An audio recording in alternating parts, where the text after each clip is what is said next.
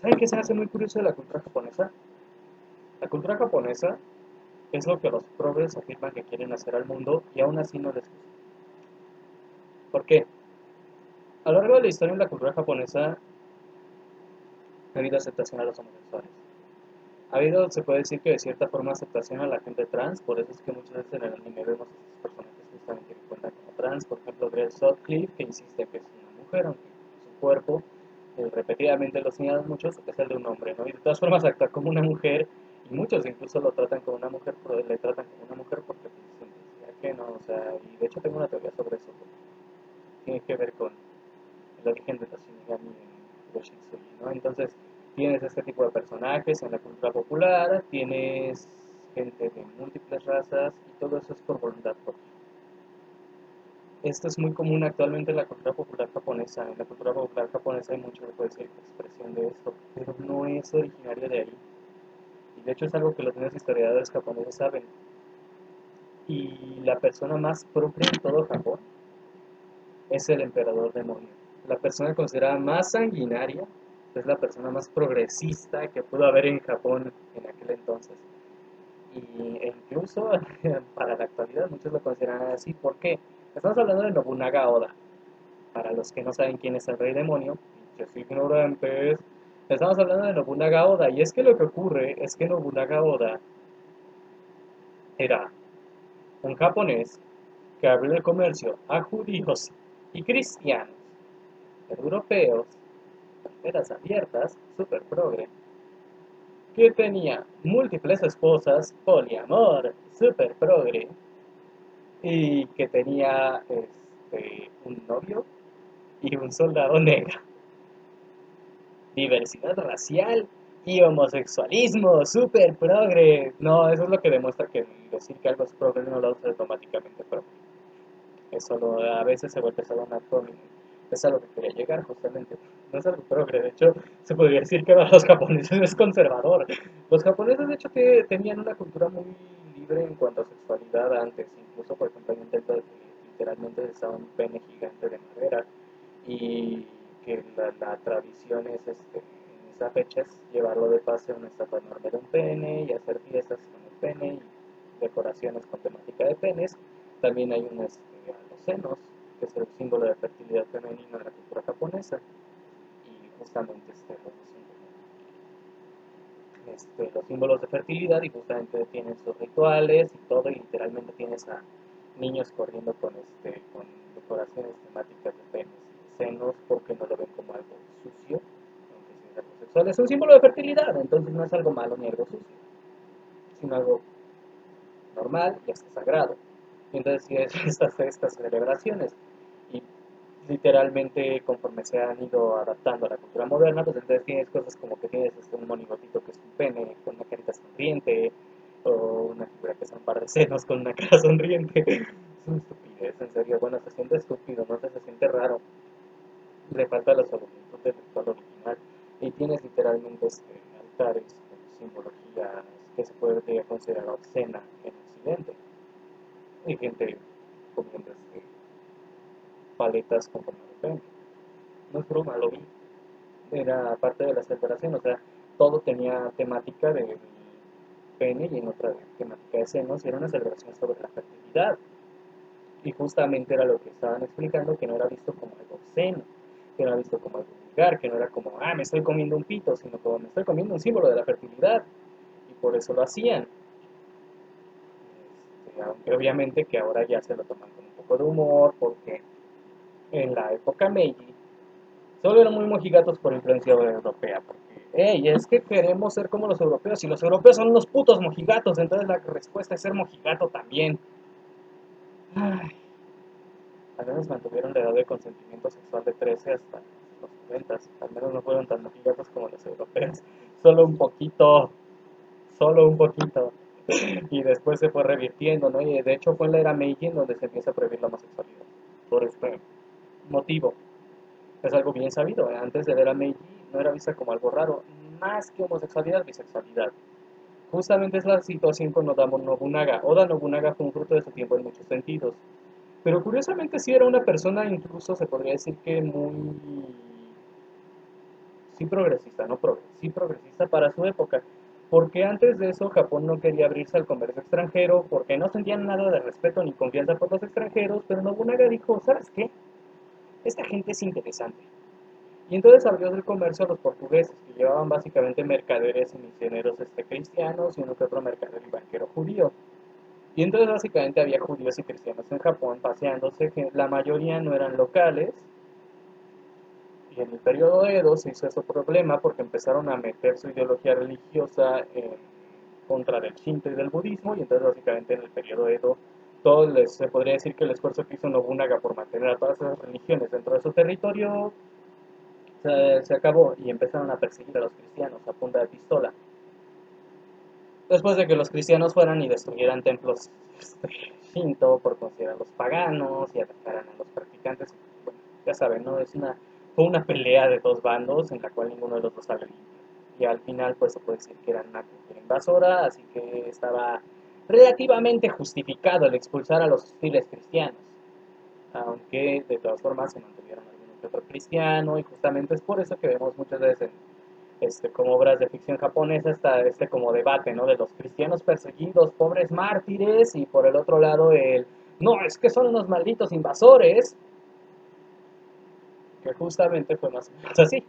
En el periodo Edo empezaron a perseguir a los cristianos, no porque fueran cristianos, sino porque eran muy hostiles a la cultura Shinto. Como ya dije, Nobunaga los que invitó eran en su mayoría misioneros cristianos, y eso se vuelve un problema. Ahora bien, básicamente este video son curiosidades sobre Oda Nobunaga y sobre cómo esto se conecta a la cultura moderna. Curiosamente, Nobunaga tuvo, creo, una esposa principal, que era mucho más joven que él, y si mal no recuerdo, dos concubinas. Y hubo problemas porque la esposa principal creo que no le pudo dar un hijo y la concubina sí, y se hizo como bronca, ¿no? De que cómo podía ser, que la esposa principal no tuviera un heredero, y al final la mataron a ella después de que murió Nobunaga. Y mataron a toda la línea de sangre de Nobunaga, culeros. Este, la cosa está, o sea, algo así, y algunos decían que a lo mejor era una espía y una traidora, etcétera. La cosa está en que Nobunaga no murió a su lado, murió en batalla. Para ser más preciso, se acabó acorralado en un castillo con su novio, un pariente de su novio y un negro. Esos eran básicamente su guardia personal. ¡Hey, nepotismo! La cosa es que Nobunaga conoció a un chico que era un soldado llamado Mori Ranmaru, el cual era reconocido por su belleza casi femenina. Y en aquella época era la tradición que un samurái, generalmente, o un daimyo, como era el caso de Nobunaga, un daimyo más que un samurái con un shogun, creo, básicamente formaron una relación de pareja con otro soldado de menor rango. Eh, y justamente es lo que ocurrió entre ellos dos. O sea, básicamente Nobunaga lo tenía entre sus soldados, entre sus guardias, y se enamoró de él.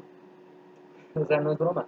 La gran mayoría de los samuráis eran bisexuales, porque existía este concepto de, sí, está el amor de una mujer y está el amor de un hombre, que el amor de un hombre justamente es un amor que emerge en situaciones de combate, que emerge como camaradería, y básicamente extendían la camaradería militar a un concepto bisexual, en el cual sí se formaban parejas y no había persecución a la homosexualidad como tal.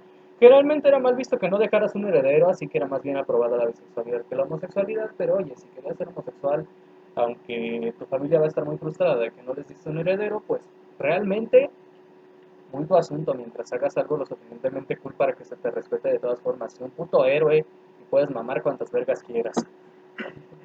Aunque sí se favorecía un poco más la monogamia en las relaciones homosexuales, así que más bien la de tu novio. Eh, y entonces, como ya dije, Nobunaga conoce a este chico, Mori Ranmaru, que era un soldado bastante habilidoso, y se encariña con él, y empieza básicamente a tenerlo más cerca hasta que se vuelve su pareja, y se vuelve, o sea, antes de eso se vuelve uno de sus guardias personales. Y el otro guardia personal es un pariente de Mori Ranmaru, justamente. Ellos dos, según la historia, murieron al lado de Nobunaga porque básicamente los acorralaron en un castillo, estaban ellos cuatro, porque hay una persona más aquí, encerrados en el castillo y acorralados totalmente, o sea, no tenían forma de salir. Y Nobunaga dice, pues, o sea, perdimos y por honor lo único que me queda para que no me agarren estos y me maten, o peor, porque podía ser peor, podía incluso hacerlo un esclavo o llevarlo de paseo para exhibirlo y después matarlo, para que no me maten estos cabrones, pues me voy a suicidar. Y se suicidó, y ya saben, ¿no? Esto de hacer seppuku y luego le cortan la cabeza, creo que fue el negro el que le cortó la cabeza, este, y justamente antes de que lo decapiten, básicamente le da la última orden a Ranmaru, que es no dejes que se lleve mi cabeza ni mancillen mi cadáver. Y entonces lo que hace Ranmaru junto con su pariente es quemar el castillo.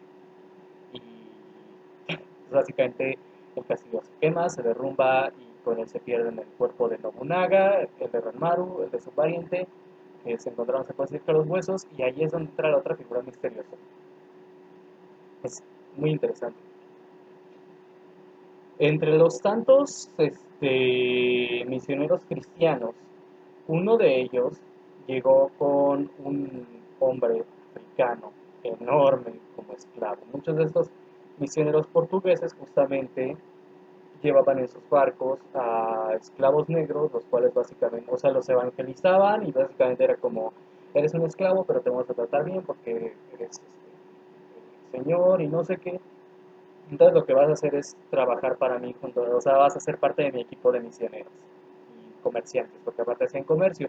Pero pues como sea sigue siendo un esclavo, no sigue siendo propiedad, solo eran, o sea, eran esclavos a los que los trataban chidos porque sus dueños eran lo suficientemente buena onda para no tratarlos de la patada. Y les enseñaban a hablar idiomas, les enseñaban generalmente a hablar portugués o el idioma del país al que iban a intercambiar. Por ejemplo, muchos comerciantes portugueses hablaban chino o japonés cuando iban a Japón porque los japoneses en aquel tiempo hablaban chino como idioma de comercio y también sabían hablar japonés, pero tenían muchas dificultades bueno, unas cuantas dificultades con el portugués.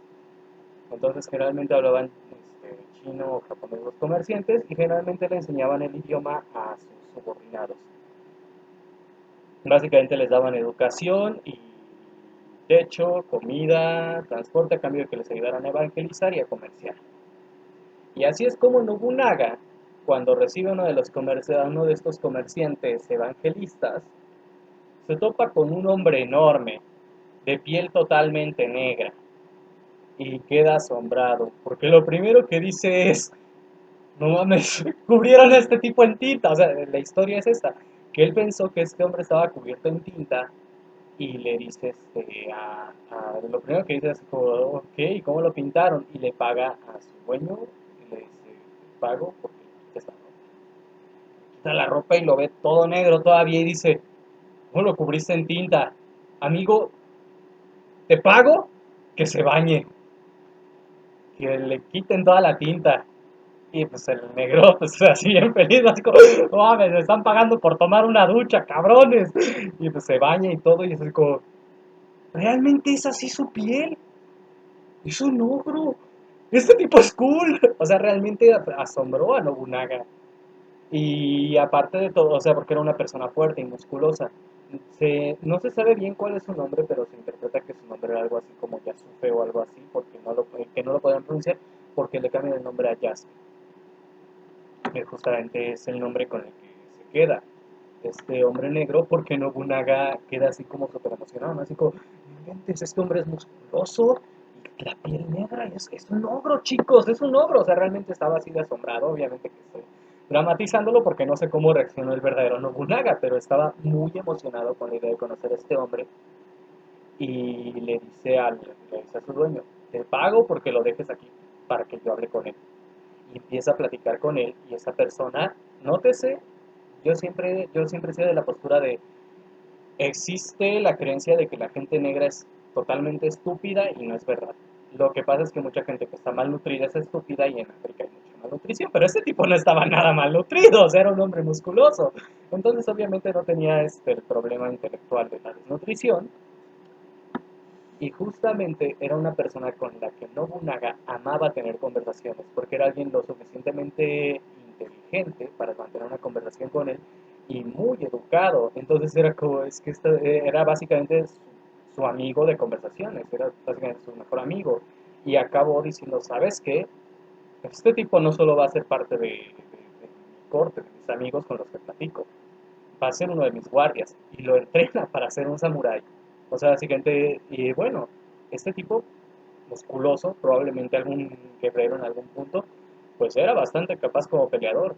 Y justamente lo que pasa es que Nobunaga le da un puesto en el ejército, le da tierras incluso, básicamente es el primer y único samurái negro registrado en el ejército de Nobunaga y uno de los pocos samuráis extranjeros y creo que el único samurái o uno de los pocos. Hubo muy pocas personas que fueron declaradas como samuráis, se puede decir, en Japón y que no eran nativos japoneses. La gran mayoría venían de Corea este, o eran de algún territorio que no era precisamente considerado japonés. La cosa es que este tipo es un samurái africano. Y para Nobunaga era una persona impresionante porque estabas hablando de un tipo que era notablemente más alto que el japonés promedio de aquella época y que incluso que el samurái promedio de aquella época, notablemente más musculoso que cualquier persona que haya visto. O sea, literalmente él quedó emocionado porque lo veía como una especie de Oni real. O sea, un ser negro, enorme, musculoso. Definitivamente tenía que estar en su ejército y aparte de todo inteligente, un muy gran peleador. Y justamente se vuelve uno de los soldados que se vuelve cercanos, o sea, se vuelve parte del círculo personal de Nobunaga Oda y se podría decir que eran como los tres mosqueteros, Ranmaru Mori, este chico pariente de Ranmaru y Yasuo, el esclavo negro convertido en samurái. Y ahí es donde se pone interesante, porque justamente su círculo personal estaba con él el día de su muerte, pero nunca se encontró el cadáver de Yasuo. Hay diferentes historias. Hay unos que dicen que justamente también murió durante el incendio. Otros que dicen que Nobunaga ya había planeado este, qué hacer en caso de que este tipo se muriera y mandarlo a un refugio jesuita, ¿no? Para que se pudiera escapar de la guerra y viviera una vida normal. La cosa está en que, según la leyenda de que escapó, antes de que quemen el castillo, Nobunaga le da la orden: escápate, da el mensaje de que he caído y ve a este lugar donde vas a encontrar donde vivir, donde huir de todo este conflicto. Y entonces, siendo él, básicamente todos cumplen la última voluntad de Nobunaga, Yasuke se va y los otros dos chicos van y queman el castillo y desaparecen junto con Nobunaga. Como dije, no se sabe qué pasó con Yasuke después de que Nobunaga termina sacrificándose durante la guerra. Lo que se sabe es que dejó suficiente impacto en la cultura para que hubiera un par de pinturas donde aparece un hombre negro que se cree que es él. Y que justamente hay registros, ¿no? De esta persona que fue traída desde África por los portugueses y se unió al ejército de Nobunaga y acabó en su círculo social. Curiosamente se adaptó muy bien a la cultura de Japón y vivió una vida normal durante el tiempo que estuvo al lado de Nobunaga y ya no se sabe qué fue de él después de eso, así como pues pasó más o menos como el cara de verga, ya no se supo más nada de él después de la historia. Este, y es ahí donde, como ya dije, lo increíble es pensar en eso, ¿no? O sea, en que se hablan todos estos temas de que discriminación a los negros, que si a la homosexualidad, que si no sé qué, y se atribuye mucho la idea así como de, ah, es que eres progres y te opones a tal o cual postura, o es que eres una mala persona si apoyas, si te opones a tal o cual postura. O sea, básicamente esta polarización política, cuando en realidad es tan simple como ver a las personas como personas, que fue lo que hizo Nobunaga Oda, lo que hizo un tipo que existió hace miles de años en tiempos de guerra y que básicamente era como, ah, sí, voy a hacer comercio con los extranjeros, Ah, ese negro se ve chido, lo quiero en mi equipo. Ah, ese cuate está guapo, me enamoré, voy a tenerlo en mi equipo. Ese tipo no le importaba si eras hetero, si eras homo, si eras negro, si eras europeo, si eras asiático, si eras chino, si eras coreano. Lo que le importaba era que estuvieras de su lado y lo que le importaba era que se hicieran las cosas bien. Y eso yo creo que es la actitud más apropiada en esas cosas. Yo pienso que es la actitud más apropiada. Que no te importe cosas que la otra persona no puede cambiar o cosas que están en su mente y que son parte de su personalidad. Que te importe si te hacen daño o no.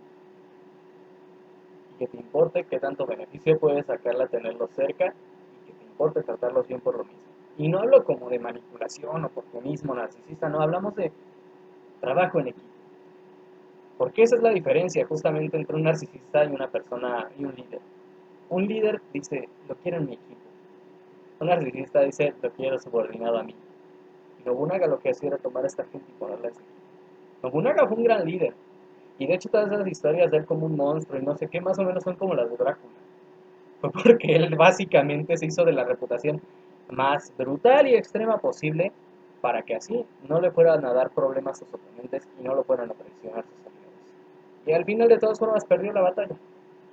Afortunadamente, Japón no se hundió gracias a que después de que él fallece, pues toma el liderazgo Hideyoshi Toyotomi y después, creo que sí era él, el que le sigue a Nobunaga y después toma el liderazgo Tokugawa Ieyasu y es cuando, o el orden lo tengo mal, no sé, pero al final termina con Ieyasu, quien inicia el periodo Edo, en el cual básicamente era como todo lo que se hacía con Nobunaga, pero con comercio interno y vamos a cerrar un poco más las fronteras porque pinches portugueses nos dieron muchos problemas.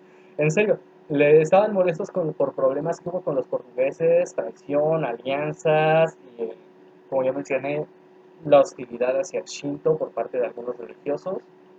Entonces fue como, sáquense cristianos, no vamos a cerrar completamente las fronteras, vamos a recibir por ejemplo a los holandeses de vez en cuando, pero ya no va a ser lo mismo que antes, vamos a regular más el comercio y vamos a enfocarnos en el comercio interno para incrementar la economía de Japón. Y entonces es como, ay, pero aquí había negros, ¿no? Sí, en este puerto había negros, ¿dónde están los negros? Se fueron a su país, los corrimos. Pero ellos eran chidos, cargaban las cosas y transportaban cosas y sí, a lo mejor hay uno que otro que se quedó aquí, por cierto. No le hagan nada, si háganlo, que rechace a Cristo, si rechaza a Cristo, pónganlo a trabajar, invítenlo a que trabaje aquí en el puerto y si no rechaza a Cristo, mátenlo, porque justamente empezó una persecución muy fuerte.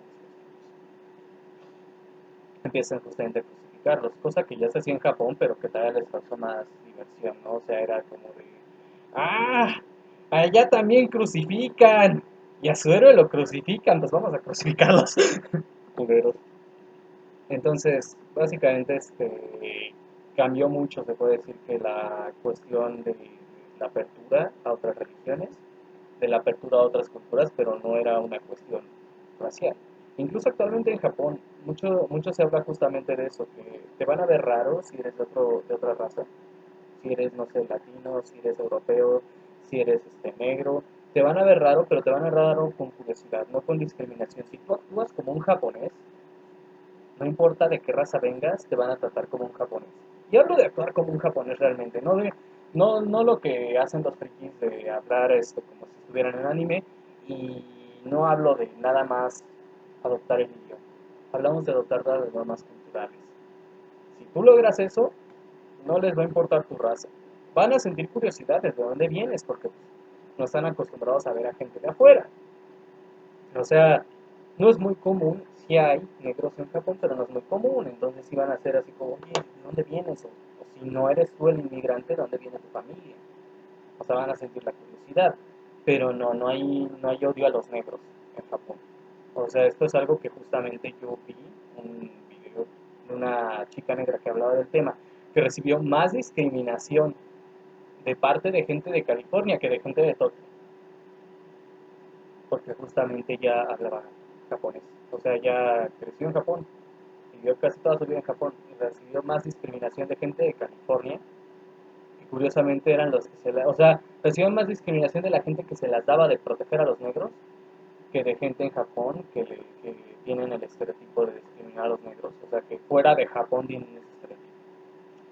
Es increíble, ¿no? Como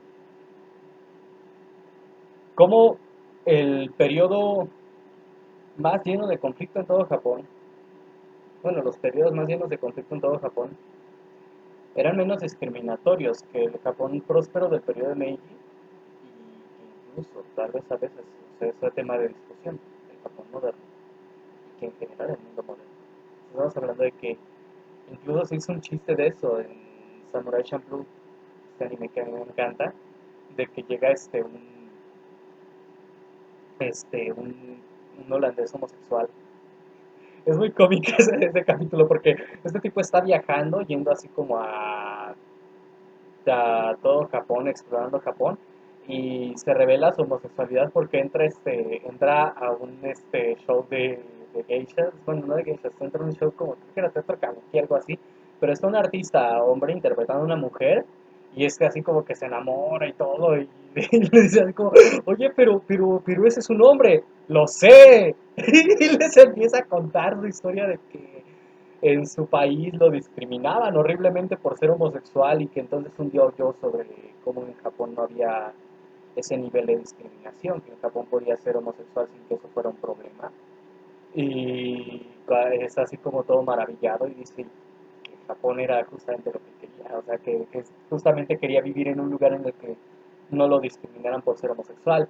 Y entonces hacen una explicación, así como paréntesis, en la cual explican que antes del periodo Meiji no había un tabú sobre la homosexualidad en Japón, así que era un lugar donde simplemente no figuraba ni de un lado del otro. Es también lo curioso.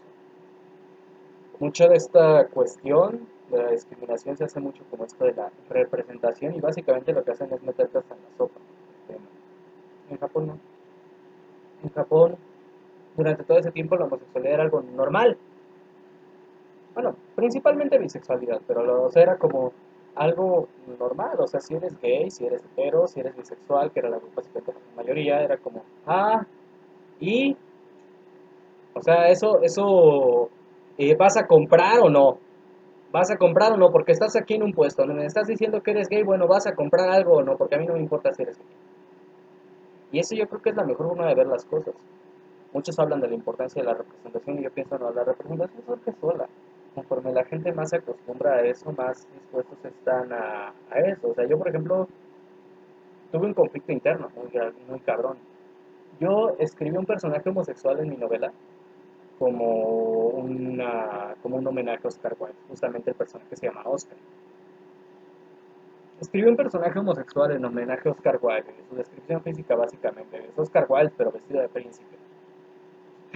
Y básicamente o sea, su trama cuando se menciona su homosexualidad es porque como la tradición de su país es que no puedes gobernar si no vas a tener hijos, porque tienes que ser un buen padre para ser un buen rey, él no puede gobernar. Pero a él no le importa, porque él prefiere ejercer su libertad de sus preferencias y aparte de todo ser el estratega militar del reino. Entonces realmente no le importa y solo tenía la inseguridad de que su padre no lo puso en la línea de sucesión y él siempre pensó que era porque lo consideraba indigno, pero no, era porque su papá sabía que él era choto. O sea, sabía que él era gay y entonces no le importa, ¿no? O sea, básicamente él era como, no, yo nunca quise la corona, pero siempre pensé que mi padre pensaba que yo no era digno. Y el padre de él es como, no, no es que no fueras digno, es que yo sé que te gustan los hombres y no iba a forzarte a tener un hijo. Esa es un curioso elemento en la trama que como escogí justamente como homenaje a Oscar Wilde. Y escogí integrarlo en la trama para que nada más fuera pura inclusión por el nombre de la inclusión. Entonces hace esta trama justamente de que los tres hermanos herederos de la corona, hay una se puede decir que conflicto por la sucesión, y uno de ellos básicamente no quiere la corona, pero siempre estaba como conflictado con que nunca fue asignado él como sucesor, porque pensaba que era por otra razón y no era porque su padre simplemente estaba consciente de la situación y lo acepta como tal y sabe que él no puede ser rey. Entonces por eso es que se brincó, se puede decir que es opuesto por el otro hermano y bueno, la hermana menor y la hermana mayor pues es una cabrona, entonces él dijo, no, es que ella sí es indigna, tú no eres indigno, tú solo eres gay y las reglas son las reglas, la tradición aquí es que el que va a gobernar tiene que tener un hijo y no quiero obligarte. Es un elemento en la trama que escogí justamente en mi novela, o sea, básicamente para integrar el concepto, porque es que no me siento cómodo con esto de que solo sea gay por ser gay. Y en parte se debió justamente a que cuando empecé a escribir el personaje, como dije, era homosexual porque era un homenaje a Oscar Wilde. Entonces yo dije, yo quiero hacer un homenaje a Oscar Wilde porque Oscar Wilde era un gran escritor y homosexual o bisexual. Nunca se confirmó bien. Lo que se sabe es que Alan Turing era una sus parejas. Este, la cosa está en que yo estaba conflictuado porque yo no quería así como hubo un tiempo en el que estuve a punto de borrar a este personaje. Para mí es un personaje valioso porque era un homenaje a un autor que me parece admirable.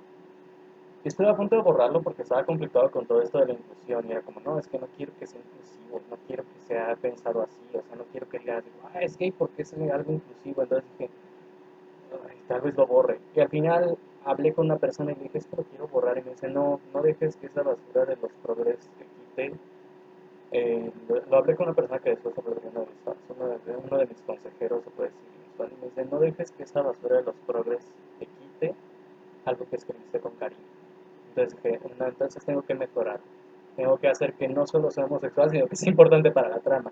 Y es cuando empecé a escribir esta parte del conflicto de sucesión, ¿no? O sea, antes iba a ser el hermano menor y su hombre todavía no iba a ser relevante porque no era el heredero al trono, pero entonces lo puse como el hermano de en medio para crear este conflicto, ¿no? De que es que él es gay, entonces no puede ser el gobernante porque no puede tener hijos. Y justamente lo tratan así como de usar como peón político por eso. Y tengo planeado que vuelva a aparecer después en los libros, pero ahorita no, ya en la segunda parte nada más se le menciona, ¿no?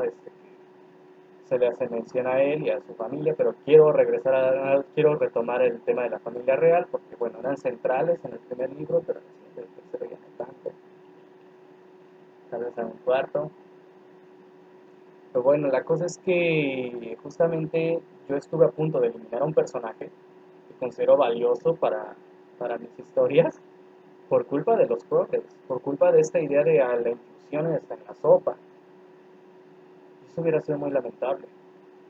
Y fue gracias a recordar, pues es que esto ha estado en muchas culturas siempre, fue justamente recordar cómo era la cultura de Japón, de que no se glorificaba pero tampoco se censuraba, de que pues, básicamente era y ya, que dije, voy a escribir, voy a continuar. Fue gracias a Oda Nobunaga que no borré un personaje. Y se me hace increíble, o sea, se me hace increíble toda esta situación de que ahora es así como que la gran cosa, ¿no? O sea, que la marcha de los que no sé qué. Es curioso también, por ejemplo, ver la diferencia entre Japón y Estados Unidos. Las marchas, bueno, y Occidente, las marchas del orgullo en Occidente son muy desagradables, en mi opinión. Vi una marcha del orgullo gay de Japón y era gente con banderas de arcoíris, una que otra, con playeras, con mensajes escritos así como justamente sobre derechos de los homosexuales, cartas, gente normal. No había gente encuerada, no había gente que vistiera como del carnaval de Río de Janeiro. A mí no me gusta ese carnaval, pues, se me hace de mal gusto.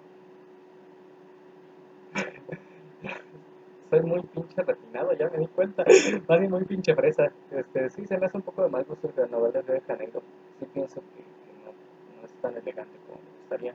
Pero bueno, la mayoría de los carnavales son muy explícitos. Pero la cosa es que no había gente así justamente como en las marchas del orgullo de Occidente, de que gente desnuda o cosas así. No. Si había una que otra persona, como en, en drag, si había uno que otro trans, uno que otro travesti, que son cosas distintas, por cierto. Tengo que aclararlo porque no toda la gente trans es travesti, no todos los travestis son trans, no todos los travestis hacen drag, no toda la gente que hace drag es trans, no toda la gente que hace, bueno, sí, toda la gente que hace drag es técnicamente travesti, pero es más complicado, ¿no? Pero si había una que otra persona de ese estilo, travesti, gente en drag,